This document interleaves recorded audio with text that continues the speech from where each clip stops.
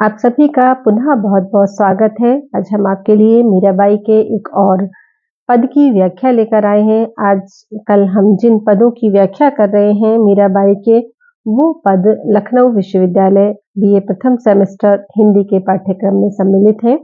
तो आइए देखते हैं कि आज हम किस पद की व्याख्या करेंगे। ये पद इस प्रकार है। आली माणो लागा वृंदावन नीका, घर घर तुलसी ठाकुर पूजा, दर्शन गोविंद जी का, निर्मल नीर बहा जमनामा, भोजन दूध दही का, रतन सिंहासन आप विराज्या, मुगट धर्या तुलसी का, कुंजन कुंजन फिरया सांवरा, शब्द सुनया मुरली का, मीरा रे प्रभु गिरधर नागर, भजन विना नर फीका। तो मीराबाई इसमें वृंदावन की महिमा का गान कर रही हैं, वृंदावन के प्रति अपने प्रेम को व्यक्त कर रही हैं। मेवाड़ छोड़ने के बाद मीराबाई वृंदावन आ गई थी और उनका मन पूरी तरह से वृंदावन में रच बस गया था। यहाँ तक कि अब वो भूल चुकी हैं कि कभी वो मेवाड़ में भी रहती थी। अब वो पूरी तरह से वृंदावन की भूमि में, वृंदावन में रम चुकी हैं।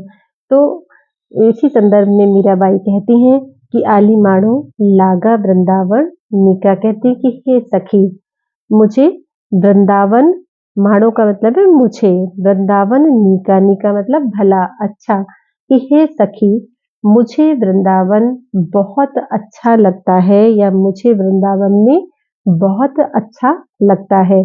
क्यों अच्छा लगता है वो बताती हैं आगे, क्योंकि यहाँ पर हर घर में गोविंद जी की पूजा होती है, तुलसी की पूजा होती है, कृष्ण के प्रति भक्ति भाव चारों तरफ देखने को मिलता है। इसी को कह रही हैं वो कि घर घर तुलसी ठाकुर पूजा, दर्शन गोविंद जी का।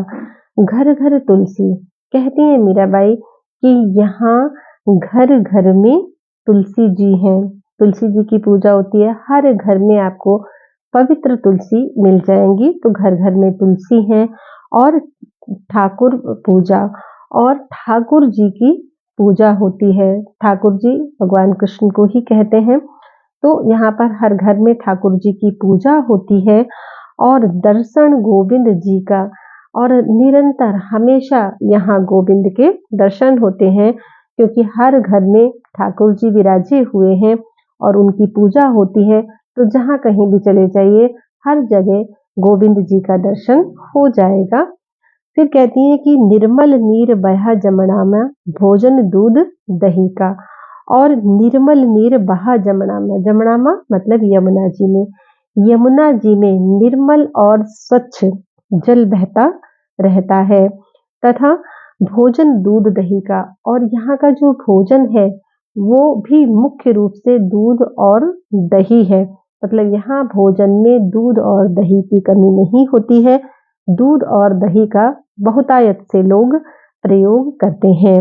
रतन सिंहासन आप विराज्या, मुगट धर्या तुलसी का, कहती हैं कि जो ठाकुर जी हैं, मेरे कृष्ण हैं, गिरधर गोपाल हैं, वो तो रतन सिंहासन आप विराजा, मतलब रत्नों के सिंहासन पर विराजमान है, रत्नों के सिंहासन पर आसीन है। और मुगट धर्या तुलसी का, मुगट यानी मुकुट, और उनके शीश पर, उनके मस्तक पर तुलसी का मुकुट लगा हुआ है। उन्होंने तुलसी जी का मुकुट धारण कर रखा है, अर्थात ठाकुर जी के साथ हमेशा तुलसी जी देखने को मिल जाएंगी, और तुलसी जी का ही मुकुट उन्होंने अपने शीश पर धारण कर रखा है।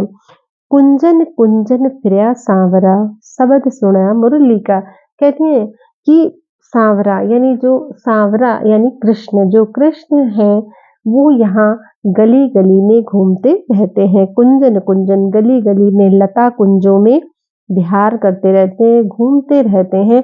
कृष्ण का आभास यहाँ मिलता रहता है। वो ऐसा लगता है कि जैसे कुंजों में, लताओं में घूम रहे हैं, ऐसा प्रतीत होता है।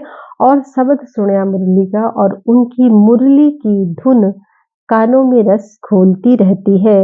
मधुर शब्द, शब्द यानी शब्द, तो उनकी मुरली का मधुर शब्द, मधुर ध्वनि कानों में रस घोलती रहती है। तो यहाँ का वातावरण बहुत ही पवित्र है, भक्ति भाव से परिपूर्ण है। मीरा रे प्रभु गिरधर नागर, भजन वीणा नर फीका। मीराबाई कहती हैं कि मीरा के तो जो प्रभु हैं, एकमात्र आराध्य हैं, वो गिरधर नागर श्री कृष्ण जी हैं। और कहती हैं कि श्री कृष्ण के भजन बिना, बिना मतलब बिना, भजन बिना नर फीका, यानी ईश्वर के भजन के बिना, ईश्वर की भक्ति के बिना मनुष्य का जीवन नीरस है, बेकार है, व्यर्थ है। तो इसलिए मनुष्य को ईश्वर की भक्ति करनी चाहिए, ईश्वर का नाम जपना चाहिए, नाम स्मरण करना चाहिए, क्योंकि मनुष्य जन्म की सार्थकता इसी में है कि हम ईश्वर की आराधना करें, ईश्वर के प्रति कृतज्ञ रहें, और अन्यथा ईश्वर की भक्ति के बिना ये जीवन नीरस है। मीराबाई ने इस पद में वृंदावन में कृष्ण के प्रति भक्ति का जो भाव था उसका उल्लेख किया है। मीराबाई स्वयं कृष्ण की परम भक्त थीं और वृंदावन में कृष्ण की सहज और स्वाभाविक भक्ति देखकर मीराबाई का मन खुद भी उल्लास से भर उठता है, उन्हें बहुत प्रसन्नता होती है वहां कृष्ण के प्रति भक्ति भाव को देख करके। मीराबाई को वृंदावन बहुत प्रिय है, और इसलिए प्रिय है क्योंकि वो उनके आराध्य की लीला स्थली है, इसलिए उन्हें वृंदावन से विशेष प्रेम है।